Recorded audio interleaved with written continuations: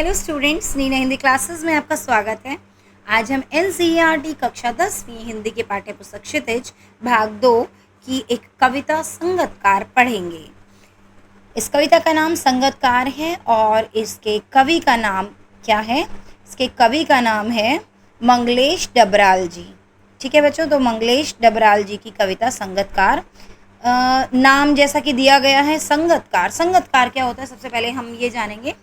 संगतकार जो एक संगीतकार को, मतलब एक गायक को जो मदद करते हैं, जैसे कहते हैं बैकग्राउंड म्यूजिक देते हैं, है ना, कि जो संगीतकार है या जो गायक है उसकी मुख्य आवाज़ होती है। मुख्य गायक जो होता है उसकी तेज़ आवाज़ मुख्य गायक जैसे कहेंगे, ठीक है। और जो संगतकार होते हैं पीछे से उसको आवाज़ दे रहे होते हैं, संगीत दे रहे होते हैं। भले ही वो किसी भी रूप में, चाहे लाइक कोई वाद्य यंत्र, मतलब कोई इंस्ट्रूमेंट बजा रहे हों, या अपनी आवाज़ से पीछे से, जिसे कहेंगे हम बैकग्राउंड म्यूज़िक दे रहे हों, साथ साथ में वही गीत हल्के स्वर में गा रहे हों, जो भी होते हैं, या पीछे से कोई भी और धुन निकाल रहे होते हैं, वो सब संगतकार होते हैं जो एक मुख्य गायक को मदद करते हैं किसी भी रूप में गायकी में। ठीक है, तो आइए इस कविता को शुरू करें हम। मुख्य गायक के चट्टान जैसे भारी स्वर का साथ देती वह आवाज़ सुंदर कमज़ोर कांपती हुई थी। वह मुख्य गायक का छोटा भाई है या उसका शिष्य, या पैदल चलकर सीखने आने वाला दूर का कोई रिश्तेदार। हाँ, इसमें क्या कहा गया है बच्चों कि संगीतकार जो मदद करते हैं, मतलब मुख्य गायक को, कि मुख्य गायक की आवाज़ कैसे होती है, भारी भरकम, एक चट्टान जैसी भारी स्वर की आवाज़ होती है, क्योंकि वो अपने तेज स्वर में अपने गीत को गाता है। मुख्य रूप से वही होता है सब, है ना। तो वो एक भारी भरकम आवाज़ में गा रहा होता है और उसके पीछे से जो संगतकार होते हैं, जो उसको मदद कर रहे होते हैं, वो अपनी कमज़ोर और कांपती हुई सी आवाज़ में उसको पीछे से मदद कर रहे होते हैं। ठीक है, पीछे से स्वर दे रहे होते हैं। कांपती हुई कमज़ोर आवाज़ क्यों कहा है? क्योंकि उनको बिल्कुल भी तेज़ नहीं गाना होता, वो पीछे से हल्की आवाज़ में संगीतकार को मदद करते हैं। ठीक है ना, क्योंकि मुख्य गायक तो जो मुख्य गायक है वही है।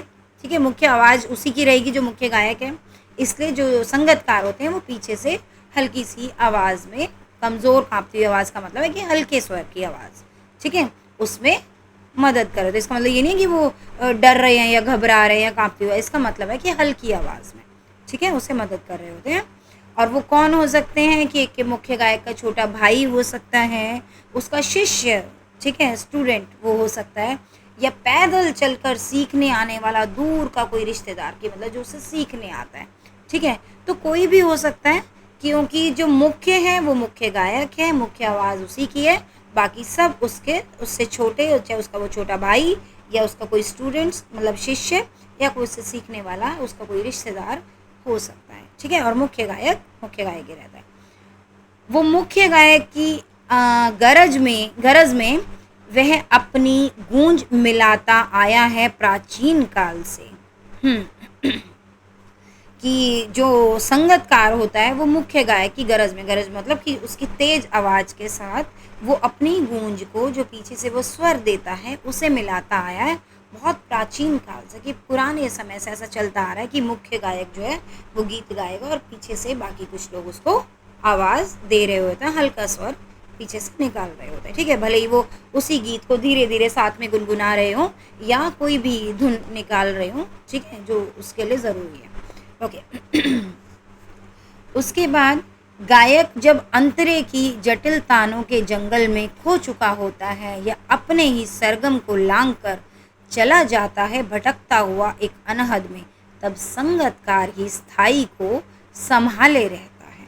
हाँ, गायक जब अंतरे की, जो बाद का जो एक तरीके से कह लो कि पैराग्राफ या स्टेंजा, ठीक है, उसकी जटिल तानों के जंगल में, इसका मतलब है कि बहुत जटिल सी, मुश्किल सी जो तानें होती है, मतलब कई बार आवाज़ को बदल बदल कर अलग अलग सुर में गाना पड़ता है ना, या कभी आवाज़ को ऊंचा उठाना होता है, कभी हल्के स्वर में गाना होता है और सुर को बार बार बदलना पड़ता है। तो ऐसी जटिल तानों के जंगल में जब गायक हो चुका होता है कि अलग अलग सुर के उसमें, कि कभी आवाज़ उठानी है, कभी गिरानी है, कभी ऐसे गाना वैसे गाना है, तो इन जटिल तानों के जंगल में जब जो मुख्य गायक है वो खो चुका होता है और अपनी ही सरगम को लांघ कर चला जाता है भटकता हुआ एक अनहद में। अनहद में मतलब बहुत दूर, कि मतलब जिस सरगम के साथ या जिस सुर में वह गा रहा था उसको लांघ कर वो भटकता हुआ एक बहुत ही दूर कहीं चला जाता है। एक अनहद में मतलब बहुत दूर,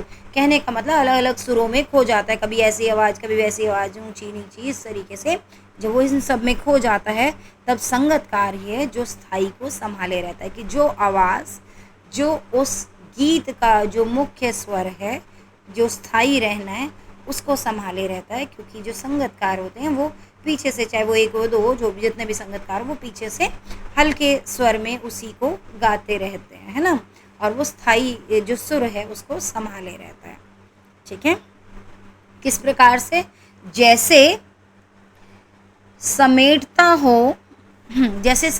हो मुख्य गायक का पीछे छूटा हुआ सामान, जैसे उसे याद दिलाता हो उसका बचपन जब वह नौसिखिया था।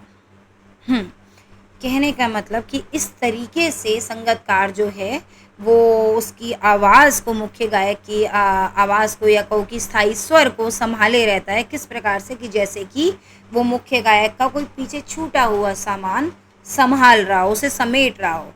ठीक है, और वो छूटा हुआ सामान क्या है, मुख्य स्वर, स्थायी स्वर उस गीत का। ठीक है, और मानो वो उसे उसके बचपन की याद दिलाता हो। कौन सा बचपन, बचपन से मतलब है यहाँ पर कि जब वो मुख्य गायक नौसिखिया था, अर्थात सीख रहा था, कि अभी उसे पूरा आता नहीं था, जब वो सीख रहा था। ठीक है, तो उसकी याद दिला देता हो एक प्रकार से।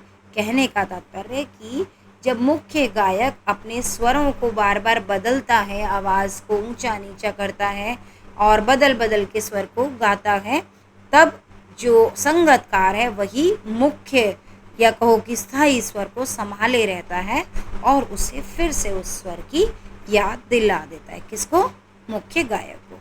ठीक है, आगे क्या कहते हैं कवि, वो कहते हैं तार सप्तक में जब बैठने लगता है उसका गला, प्रेरणा साथ छोड़ती हुई उत्साह अस्त होता हुआ, आवाज़ से राख जैसा कुछ गिरता हुआ, तभी मुख्य गायक को ढांढस बंधाता कहीं से चला आता है संगतकार का स्वर। कभी कभी वह यूं ही दे देता है उसका साथ, यह बताने के लिए कि वह अकेला नहीं है। ठीक है, और यह कि फिर से गाया जा सकता है। इन सब पंक्तियों में कवि क्या समझाना चाहते हैं, वो कह रहे हैं कि तार सप्तक क्या होता है, सरगम के अलग अलग स्वर होते हैं, जिसमें तार सप्तक भी एक स्वर है जिसमें आवाज़ को दुगना तेज कर दिया जाता है, ये कहो कि बहुत ऊंचा स्वर कर दिया जाता है। कि तार सप्तक में जब बैठने लगता है उसका गला, कि जो मुख्य गायक है जब तार सप्तक में चला जाता है मतलब बहुत ऊंचा गाने लग जाता है और उसका गला एक प्रकार से बैठ जाता है, कि तेज़ गाने से जब वो थक जाता है उसका गला हल्का बैठने से लगता है और प्रेरणा उसका साथ छोड़ देती है, उत्साह अस्त हो जाता है उसका और आवाज़ से कुछ राख जैसा गिरता है। कहने का तात्पर्य कि जब तेज गाता है मुख्य गायक, तेज सुर में गाता है तो उसका गला खराब होने लगता है, वो ढीला पड़ने लगता है, उसका उत्साह भी कम हो जाता है और आवाज़ में बोलो ना राख जैसा कुछ गिरता है, कहने का मतलब आवाज़ खराब होने लगती है, गला खराब होने लगता है, आवाज़ मंद पड़ने लगती है। तो ऐसे समय में मुख्य गायक को ढांढस बंधाता है, कहने का मतलब उसका हिम्मत बंधाता है। कौन कौन बच्चों, संगतकार।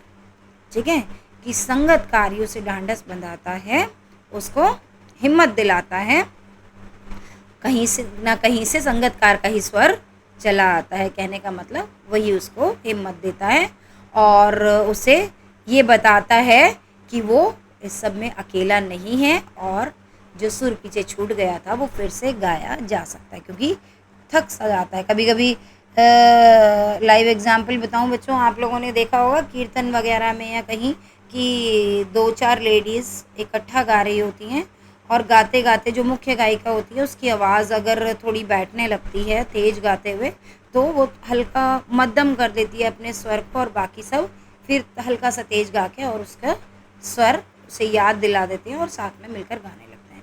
ठीक है, तो वही है कि संगतकार यही काम करता है कि उसे याद दिलाता है कि हाँ, वो अकेला नहीं है, हम सब साथ हैं, या एक या दो जितने भी संगतकार साथ में, कि हम साथ में हैं। और फिर से वो गा सकता है कि मतलब उसकी आवाज़ मंदी पड़ने लगती है, जब वो थक जाता है तो संगतकार उसे याद दिलाता है कि फिर से गा सकता है वो। ठीक है, और उसकी आवाज़ में जो एक हिचक साफ सुनाई देती है या अपने स्वर को ऊंचा न उठाने की जो कोशिश है, उसे विफलता नहीं, उसकी मनुष्यता समझा जाना चाहिए। अब ये पंक्ति किसके बारे में कही गई है?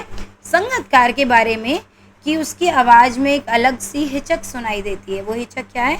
कि वो अपनी आवाज़ को ऊंचा ना उठाने की कोशिश करता है। कहने का तात्पर्य कि संगतकार भी बहुत वर्षों से, बोला ना प्राचीन काल से, बहुत वर्षों से, कि उसको भी मानो अभ्यास हो चुका है, प्रैक्टिस हो चुकी है और वो भी अच्छा गाना सीख चुका है, लेकिन फिर भी वो अपनी आवाज़ को ऊंचा नहीं उठाता है। ऐसा क्यों नहीं करता बच्चों? अपनी आवाज़ को ऊंचा क्यों नहीं उठाता? क्योंकि जो मुख्य गायक है, मुख्य स्वर उसी का रहता है, बाकी सब तो उसका साथ दे रहे हैं, पीछे से गाते हैं ना। तो वो जो अपनी आवाज़ को ऊंचा ना उठाने की कोशिश करता है, वो ऐसा नहीं कि वो गा नहीं सकता, ये उसकी विफलता नहीं है, ठीक है, मतलब असफलता नहीं है, बल्कि ये उसकी मनुष्यता है, उसकी इंसानियत है, मानवता है। ठीक है ना, क्योंकि उसको पता है कि मुख्य आवाज़ मुख्य गायक की ही रहनी है। भले ही उसे कितना भी अभ्यास हो चुका हो, वो कितना भी सही गा सकता हो, लेकिन वो अपनी आवाज़ को मंद रखता है और सिर्फ मुख्य संगीतकार को या मुख्य गायक को मदद ही करता है, अपनी आवाज़ को ज़्यादा ऊंचा नहीं उठाता। ठीक है बच्चों, तो कैसी लगी आपको मेरी वीडियो और इस कविता की व्याख्या? उम्मीद करती हूँ आपको अच्छे से समझ में आई होगी। और इसके द्वारा कवि जो हमें संगतकार के बारे में समझाना चाहते हैं कि संगतकार का एक मुख्य गायक के जीवन में क्या महत्व है, ये हमें बताना चाहते हैं, तो वो आपको अच्छे से समझ में आया होगा। और अगर आपको मेरी वीडियो पसंद आई तो इसे लाइक, शेयर और चैनल को सब्सक्राइब ज़रूर करें। जब तक जल्द ही मिलते हैं अगली वीडियो में, तब तक के लिए बाय बाय।